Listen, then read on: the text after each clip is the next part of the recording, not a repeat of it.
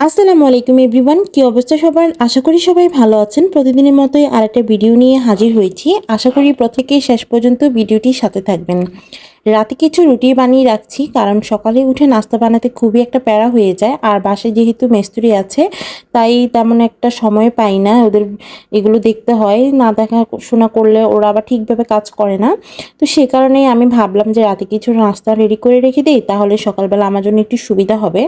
তো বাচ্চাদেরকেও যেহেতু নাস্তা দিতে হয়, ৩ রকমের নাস্তা রেডি করতে হবে, তাই ভাবলাম যে আমি একেবারেই রুটি বানিয়ে রাখি, তাহলে আমার জন্য একটু ইজি হয়ে যাবে। আমি রাতে রুটিগুলো ছেঁকে ভালোভাবে এগুলোকে ঠান্ডা করে নরমাল ফ্রিজে রেখে দিয়েছিলাম। এরপর ৪টা রুটি এখন ছেঁকে নিচ্ছিলাম আম্মুকে দেওয়ার জন্য। আম্মু যেহেতু রাতে ভাত খায় না, তাই ভাবলাম কিছু রুটি ছেঁকে দিই। এরপর আমি আর আম্মু মিলে রাতের রুটি খেয়ে নিয়েছিলাম। আজকে আর ভাত খাইনি, আর আমি একটু ডায়েটেও আছি, তেমন একটা ভাত খাওয়া হয় না ইদানিং। তো রাতে খাওয়া দাওয়া শেষ করে সকালবেলা নাস্তার জন্য আজকে ভাবলাম যে একটু বুটের ডালটা রান্না করব। এখানে কিছু মুরগির গিলা কলিজা, একটু চামড়া ছিল, তো এগুলো দিয়ে বুটের ডালটা রান্না করব। আমি এগুলো পছন্দ করি, তাই এটা রান্না করছি। যারা যারা পছন্দ করেন না, তারা আবার উল্টাপাল্টা কমেন্ট করবেন না।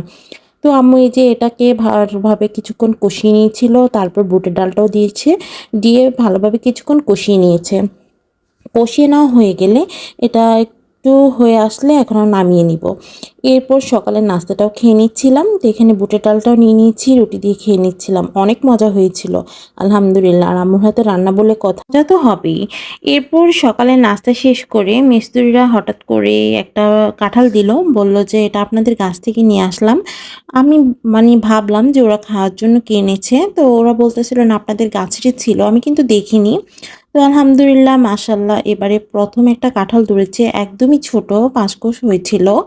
এরপর আমরা কাঁঠালটা খেয়েছিলাম। তারপর দুপুরের জন্য আজকে ভাবলাম একটু কচু শাক রান্না করব।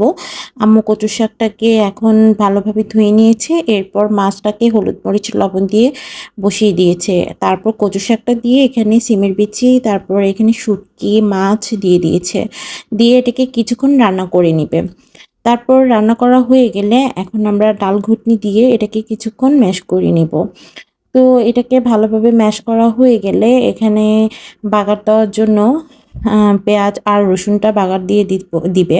তো এখানে এই যে এটাকে ভেজে নিচ্ছিল, ভাজা হয়ে গেলে এই যে বাগার দিয়ে দিয়েছে, এখন কিছুক্ষণ নেড়ে চেড়ে নিবে। তো কচু শাকটা হয়ে গিয়েছে। তারপর এই যে দুপুরে রান্না প্রায় মোটামুটি শেষ। তো মিস্ত্রিদের জন্য একটু নাস্তা রেডি করতেছিলাম, এখানে একটু শরবত বানিয়ে নিচ্ছিলাম, মাটা বানিয়ে নিচ্ছিলাম দধি দিয়ে। তো এই যে মাটা বানিয়ে ওদেরকে দিব ঠান্ডা ঠান্ডা। এরপর আজকের ভিডিওটি এ পর্যন্তই। কেমন লাগলো কমেন্ট করে জানাবেন। সবাই ভালো থাকবেন। আল্লাহ হাফেজ।